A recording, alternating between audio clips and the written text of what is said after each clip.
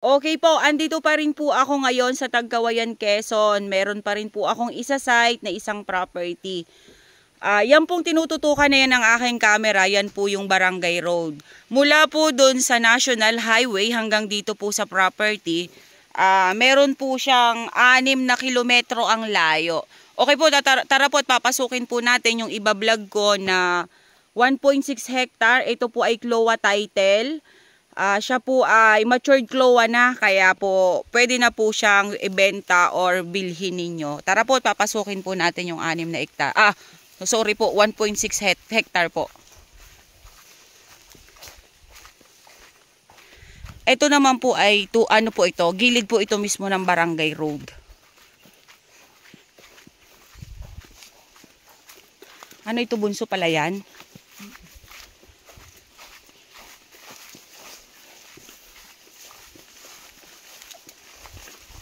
Ayan po, ito pong dinadaanan namin na to. Kasama na po yan sa property. Medyo lang po talaga siya masukal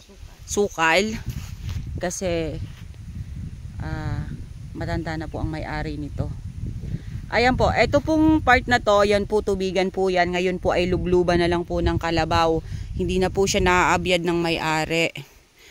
Okay po. Yan pong side na yan, kasama pa po yan sa property. Then ayun po, may nakikita po akong mga fruit bearings dito sa side na to. Meron pong Indian mango. Then meron siyang guyabano.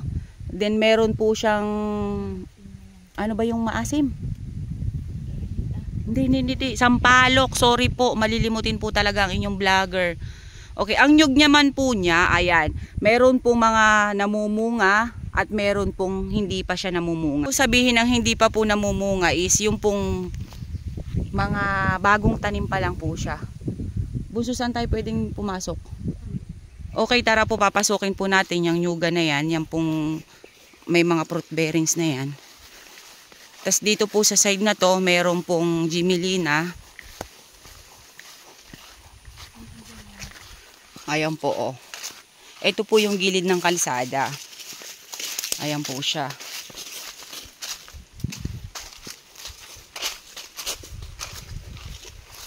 Tatawid po kami ng pilapil. Ito po, ayon po kanina sa sinasabi ko sa inyo, yan po yung palayan na hindi na po nila tinataniman. Naging lubluban na po siya ng mga kalabaw.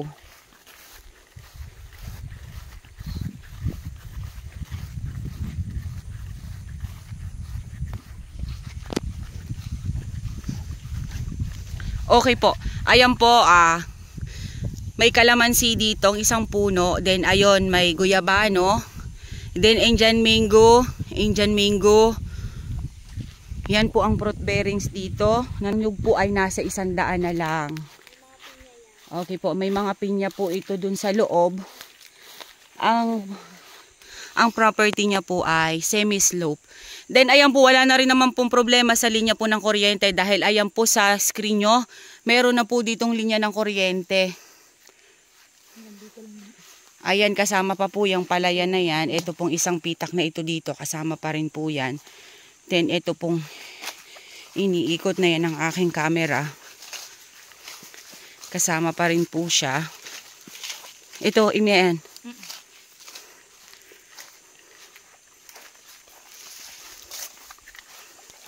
Ayan nga po, tulad nga po sa nasabi ko sa inyo, siya po ay semi-slope.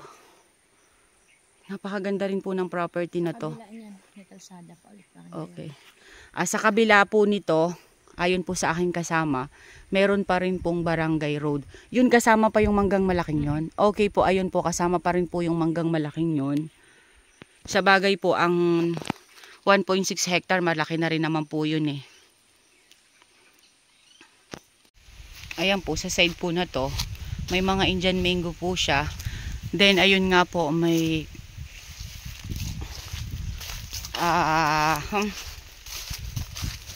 sintunis. Ayan po, Indian mango pa rin.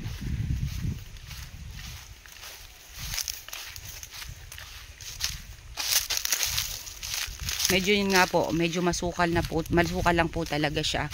Hindi na po siya naaalagaan. Sa bagay po, May edad na po kasi ang may-ari nito, kaya ganyan.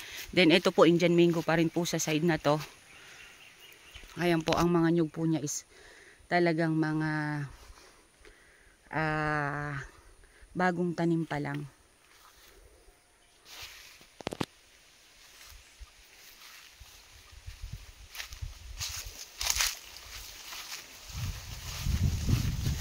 Ayan po ang kalamansi. Itong may bahay na to, may kasama pa yan? Ah, hindi.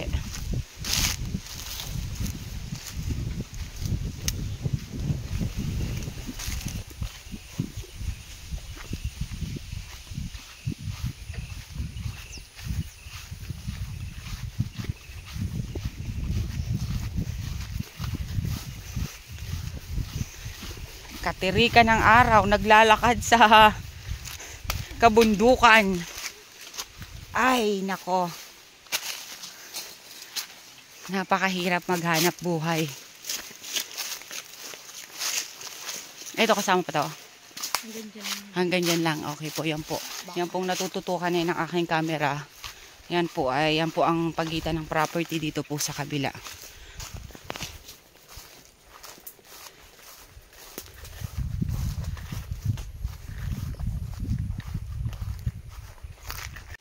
Okay, ayan po, makikita nyo naman po sa screen, ayan yung mga bagong tanim. Yan. Sa makakabili po nito, kayo na lang po ang mag-develop ng property, kayo na lang po magpatanim kung ano pong pwede ninyong ipatanim, yung mga prutas na pwede pong i-market. Ayan po.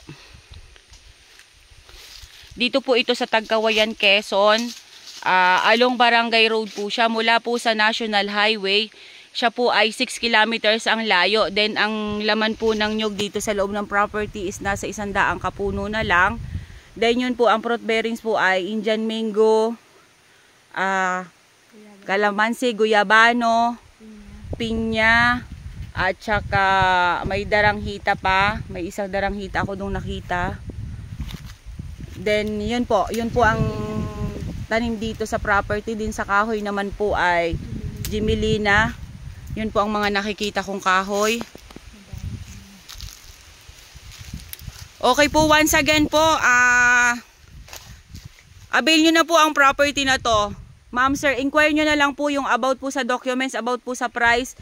Kanina nga po, nabanggit ko na po sa unang pasada ng aking video. Ito po ay CLOA title, pero matured na po siya. Okay po, once again po, ako po ulit ang inyong vlogger, si Miss Geraldine Villarasa. Nagpapasalamat po kami sa inyo sa patuloy nyo pong pagsuporta sa aming bagong YouTube channel. Okay po, once again po, maraming salamat po. Thank you po for watching.